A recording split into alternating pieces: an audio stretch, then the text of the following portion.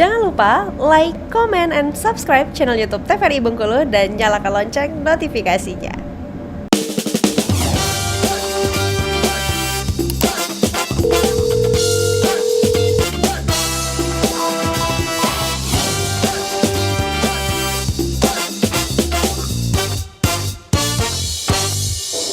Halo sahabat sehat, terima kasih Anda masih bersama kami dalam Dokter Kito. Bersama Kita Sehat dengan tema kita kali ini membahas mengenai Post Traumatic Stress Disorder atau yang biasa kita sebut sebagai PTSD. Nah tadi sudah dijelaskan sedikit oleh Dokter Putri ya apa itu PTSD. Terus juga ada beberapa ya dok ya, termasuk juga yang menyebabkannya itu anak-anak ketika dia menjadi seorang penonton ayah dan ibunya bertengkar begitu ya. Mungkin bisa saja pada saat itu dia hanya menonton saja, tetapi kemudian di dalamnya dia menyimpan rasa sakit yang kemudian nanti ketika besar bisa timbul PTSD ini ya dok ya. Benar. Baik, mungkin bisa langsung kita lanjutkan dok, silakan. Oke. Ya jadi kalau sekarang tidak cuma peristiwa-peristiwa yang menimbulkan akibat kematian, ancaman kematian ya, tetapi juga berkaitan dengan integritas diri tadi yang disebutkan. Oke, kita balik lagi ke diagram yang ini tadi ya, bahwa PTSD ini tidak semata-mata orang yang susah move on terhadap peristiwa di masa lampau. Jadi sebenarnya di balik itu, yang pertama tadi ya ada unwanted memories, ada kenangan-kenangan yang tidak diinginkan, yang tidak disukai lah gitu. Yang kedua ada negatif. Aku kurang jelas tuh. Negatif apa tuh? Negatif self image. Oh, negatif self image. Oke, jadi gambaran diri yang negatif. Nah, akhirnya misalnya dalam suatu keluarga dia sering melihat kedua orang tuanya berantem, kemudian sering lihat pemukulan atau kekerasan fisik, akhirnya dia merasa dirinya itu tidak berharga, akhirnya dia merasa inferior dibandingkan yang lain. Jadi, ketika kita melihat orang yang kata kita susah move on, lihatlah di balik itu. Coba kita lebih meneropong lebih dalam lagi ya. Mungkin di belakangnya ada trauma dan di belakangnya tersebut ada perasaan inferior atau tidak berharga dari diri orang tersebut. Jadi kita tidak boleh ya langsung menjudge orang tersebut tidak bisa move on tadi ya. Kemudian ada banyak ya di sini sebenarnya PTSD itu apa aja yang terjadi di balik seseorang. Ada juga literatur yang menyebutkan biasanya gejala yang paling sering itu ketika datang ke psikiater adalah orang tersebut bilang atau pasien tersebut bilang seperti teringat kembali atau terulang kembali kejadiannya. Contoh misalnya pada orang-orang yang korban tsunami Aceh ya di 2004, mereka ketika melihat air biasa ya, kayak mungkin kita ngerebus air terus ada mendidih, itu kan ada gelembung-gelembung seperti itu. Nah, ketika melihat itu saja, mereka sudah merasa takut, cemas, tekanan darahnya meningkat, mulai berkeringat dingin karena ketika lihat gelembung-gelembung air itu mereka terbayang dengan peristiwa yang pernah terjadi, yaitu peristiwa tsunami ya. Jadi ketika melihat gelembung-gelembung air tuh rasanya kayak takut. Padahal kalau kita yang tidak mengalami PTSD biasa saja melihat gelombang air tersebut. Atau bisa juga waktu itu seseorang yang diwawancarai, seseorang yang kalau nggak salah dia itu seorang narasumber MC juga yang di salah satu stasiun TV yang mengalami penculikan atau sandra.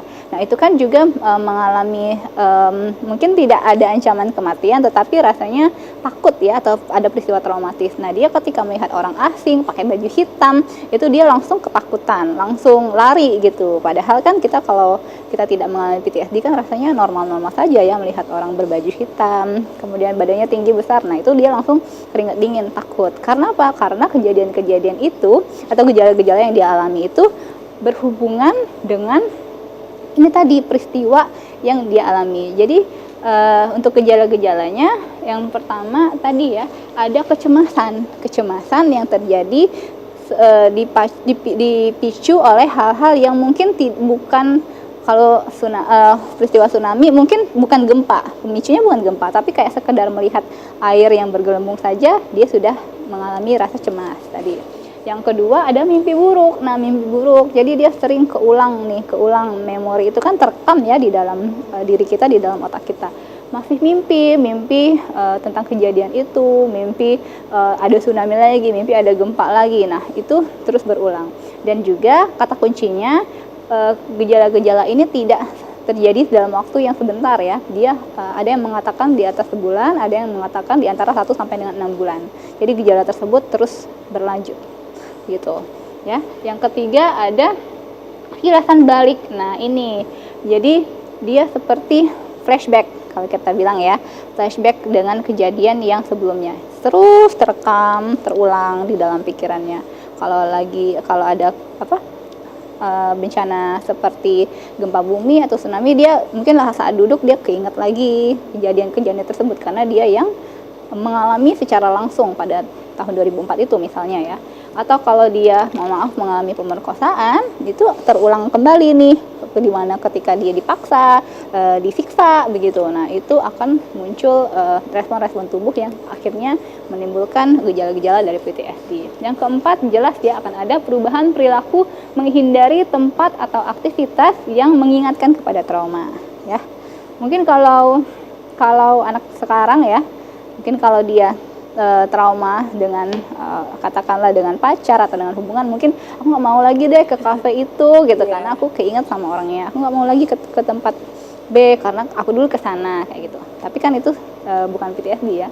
Nah, kalau orang-orang yang PTSD ini misalnya kayak dia dulu tinggal di kota A itu dia mengalami gempa, mengalami bencana alam, dia akhirnya pindah ke kota lain dan dia nggak mau banget datang ke sana karena akan balik lagi ke ini kilasan balik, dia akan terulang kembali peristiwa tersebut ya, mengingatkan kepada trauma. Jadi ini gejala-gejala utama dari PTSD. Ada kecemasan, mimpi buruk, kilasan balik, dan perubahan perilaku. Ini kan secara emosional ya. Nanti secara fisik juga ada seperti ketika ditensi, tensinya mulai tinggi, denyut nadinya lebih cepat, kemudian ada nyeri perut juga, mules-mules, kayak gitu juga ada. Oh, jadi termasuk nyeri, mules kayak gitu ya, karena dia berhubungan nanti dengan biokimiawi yang ada di otak yang akhirnya juga mempengaruhi organ-organ kita secara fisik. Nah, ini ya dampak kepada kehidupan sehari-hari. Ini ada siklusnya dari PTSD ini. Yang pertama, dia akan merasa fear, takut dan anxiety, takut dan cemas.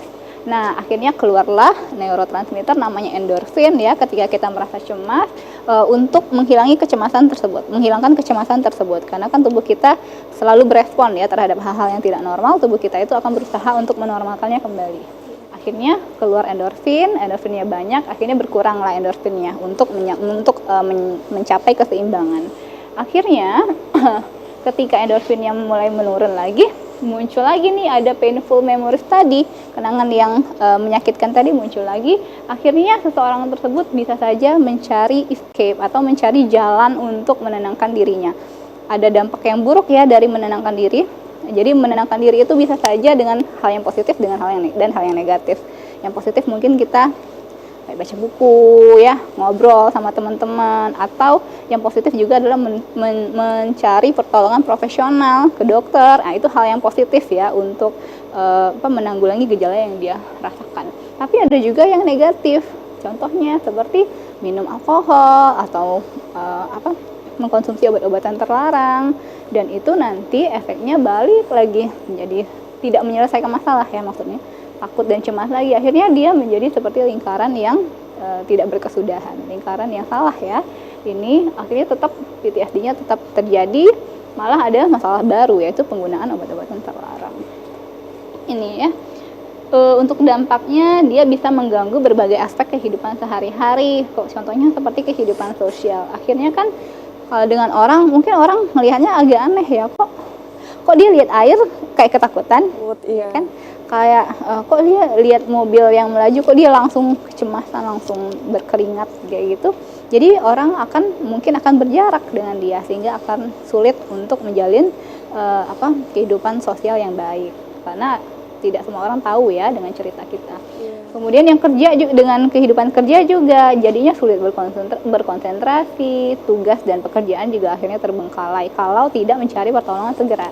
Jadi kuncinya adalah kalau memang sudah menyadari ada peristiwa yang rasanya sulit untuk diterima, sulit untuk dicerna, kemudian kita merasa keinget terus nih, kalau ada pemicu mulai ada gelisah, cemas, carilah pertolongan. Kalau tidak dengan teman, ngobrol dengan teman, mungkin bisa ke psikolog atau ke psikiater.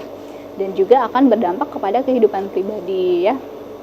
Jadi kita sulit untuk menjaga hubungan yang sehat, hubungan interpersonal kita juga jelek, akhirnya emosi kita juga menjadi tidak stabil, akhirnya kita marah-marah tanpa sebab. Padahal sebenarnya kita bisa diobati ketika kita bisa menggali apa yang menjadi penyebab dari gejala kita tersebut. Oh, ternyata kita dulu pernah trauma begitu. Kan itu bisa diobati ya.